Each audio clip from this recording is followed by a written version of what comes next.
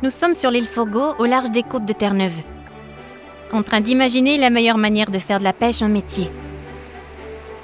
On pourrait penser que nous voudrions pêcher le plus de poissons possible à chaque jour, avec le minimum d'efforts. Mais lançons nos filets pour comprendre en profondeur. J'évalue les pêches et j'examine les effets des différents équipements sur l'écosystème et sur d'autres espèces.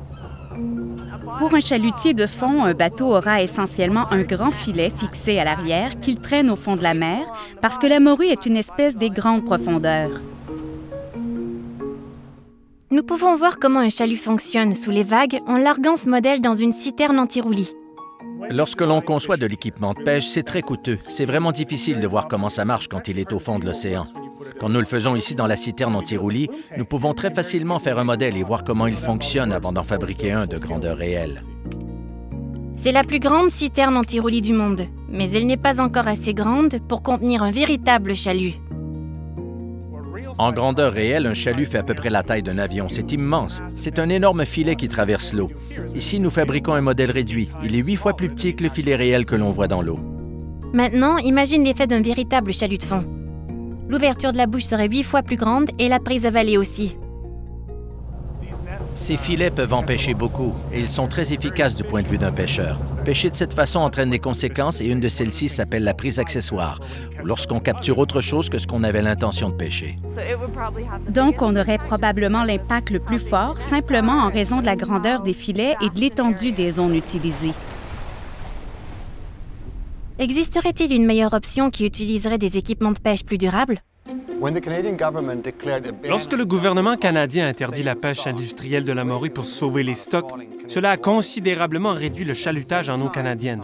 En même temps, on permettait encore un peu de pêche côtière avec des équipements, des bateaux et des prises plus petites. C'est donc mieux pour les stocks de morue, mais les répercussions globales de ces équipements dépendent encore de leur configuration particulière. C'est un filet maillon de fond, c'est un différent type d'équipement. Les pêcheurs lestent le filet et l'étendent sur une zone déterminée dans l'eau. Il va s'enfoncer et il attrapera de la morue. Mais comme on peut voir, le maillage n'est pas très gros. Il va donc attraper beaucoup d'autres choses aussi. Ils sont essentiellement comme un rideau dans l'eau, mais un rideau invisible pour les poissons. Et donc, ils nagent dedans et meurent, et ensuite tout le reste nage dedans et meurt. Alors pourquoi sont-ils toujours en usage? Parce qu'ils peuvent prendre beaucoup de poissons d'un coup. Existerait-il une troisième façon encore plus durable de pêcher la morue? Différentes sortes de casiers à poissons existent depuis la fin des années 1800, mais ils n'ont été adoptés et adaptés à Terre-Neuve que récemment. En gros, comment ça marche?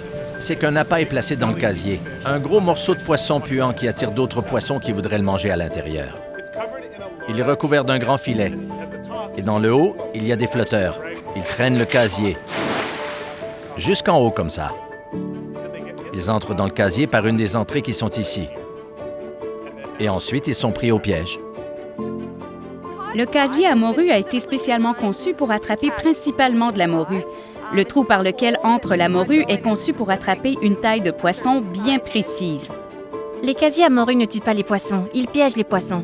Il y en a moins, mais ils sont dans de meilleures conditions.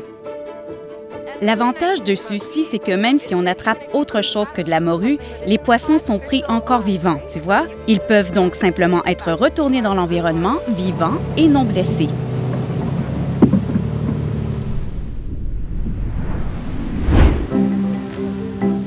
Qu'en est-il de la méthode la plus ancienne, une méthode qui existe depuis des centaines et des centaines d'années? C'est la pêche à la ligne à main. Ils ont une vraie ligne à pêche, une seule ligne avec un hameçon appâté, et ils essayent de faire mordre la morue. Et donc, ils pêchent un poisson à la fois. Ça me semble comme beaucoup de travail pour un seul poisson. Ils peuvent pêcher 2000 livres par jour avec une ligne à main. C'est un processus très efficace pour les pêcheurs qui s'y connaissent. C'est avec la pêche à la ligne à main que les animaux subissent le moins de stress et de dommages. Ça veut dire que cette morue aurait peut-être la plus grande valeur monétaire sur le marché. Oh, c'en est une bonne! C'est plus durable, c'est plus sélectif, et les consommateurs changent aussi leur comportement. Ils demandent du poisson plus durable, du poisson pêché plus délicatement et de meilleure qualité. J'en ai pêché 2 jusqu'ici. Oh, wow! Je m'en sors plutôt bien.